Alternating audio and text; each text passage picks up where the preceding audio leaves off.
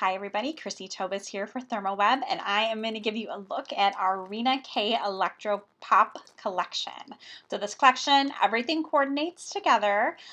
There's two different stamp sets. There's a tropical one and then there's a sweet ice cream one. I am using the tropical set, and you can see they are similar to our other sets that we've had with Gina K, where everything kind of coordinates. You can stamp it or you can stencil it, you can combine the two together, you can just stamp it, you can die cut it.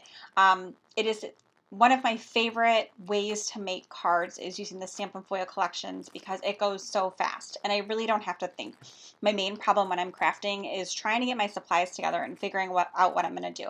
So I'll grab a stamp set and then I get distracted because I find a die, and then I get distracted because I find this and that. And this is all set up and ready to go for me. So I don't even have to worry about it. So as I'm gabbing, you can see here, I stamped the pineapple onto some watercolor cardstock, and then I just used a water brush to kind of add a little bit of detail, like I should say shading to it, not detail. I stamped a second time using the coordinating stamp sets to use the detail, and now I am coming in with those same ink colors and I'm adding a little bit of shading. I just wanted to look a little more realistic, and I wanted to just really kind of show the depth of using the different colors. So I'm using all different Gina K inks here.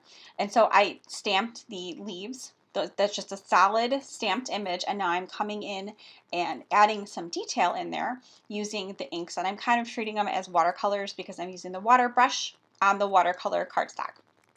So again, with these stamp sets, they're all put together for you. However, you can still kind of think out of the box, and you don't just have to stamp and not do anything else with them. It's not like you just have to stamp them and then only add gel. Stamp them, only die cut them. You can still watercolor and do all kinds of fun things like I'm showing you here. So now here is the stencil. I am going to create a background, and I'm going to use the neon enamel. So I used my Pixie Spray first. Pixie Spray is fantastic because it holds your stencils down. There is nothing worse in the world than stenciling and working on something so hard, and at the last second you move and your stencil is destroyed. Pixie Spray solves that, holds it down for you. So I'm just going ahead and I am adding in, this is our transfer gel Blanco. So I'm just going ahead and I'm smoothing it on there. And you can see how perfectly it comes out when we're done. I just protected my surface. You're more than welcome if you're using like a glass mat or anything like that. You don't have to do that. I just do it because that's kind of a mess to clean up. Well, I should say I'm really messy, so I'm kind of a mess to clean up. So I usually just do it on paper towel. So then you can see once it dried, I just ran it through my laminator. That is the Orange Glow Neon Enamel. This stuff is awesome. Like, I am not even kidding. It's so bright and so much fun. My daughter was literally like on top of me when I was creating this because she is all about the neon. And she was stealing like all the little bits and pieces that I had left and making her own kind of cards and stuff tags off to the side. So yeah, she really, really liked it. And if you're not a neon fan, you can always mix it with other mediums and you can kind of tone it down. So don't feel like it always has to be neon. There's so many ways to use these inks, just like all of our other amazing inks and supplies and stuff like that. Don't be afraid to kind of mix and match. Like I said earlier, think out of the box, get creative, get crazy. Those are some of my favorite cards that when I just go ahead and I kind of do wacky things that I normally wouldn't do by mixing different things together, and then they come out way better than I would have expected just because I kind of like pushed myself. So I used that same stencil again and added some ink, and now using a banner die, I cut the banners and I'm just going to start assembling the card.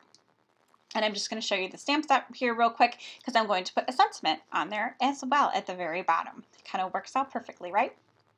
I'm using my Misti stamping tool and some Gina K ink to stamp the sentiment, and it just says hello beautiful.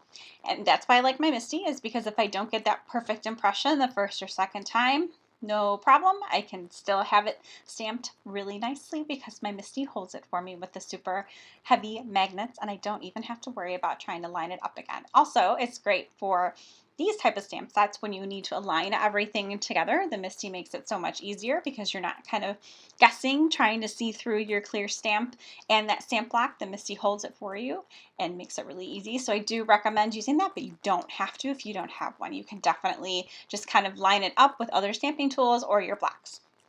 So now I'm going to add that little pineapple on using some 3D foam squares to make him pop out a little bit. And I'm going to do the same thing with the leaves at the top. And again, I do love the way that pineapple came out because it does look a little more realistic. I kind of fell in love with it. It's watercolored, so I fell in love with it because that's my favorite thing in the world. And then now I'm just adding a little bit of sparkle to make that pineapple pop out a little bit more. And I'm just adding the sparkle on the pineapple in the shaded area. So it just has a little glimmer as you walk past her, kind of tilted, not really obvious or in your face. And this is the finished card. So thank you so much for stopping by. I hope you will give all of the Electro Pop items a try. Have a great day.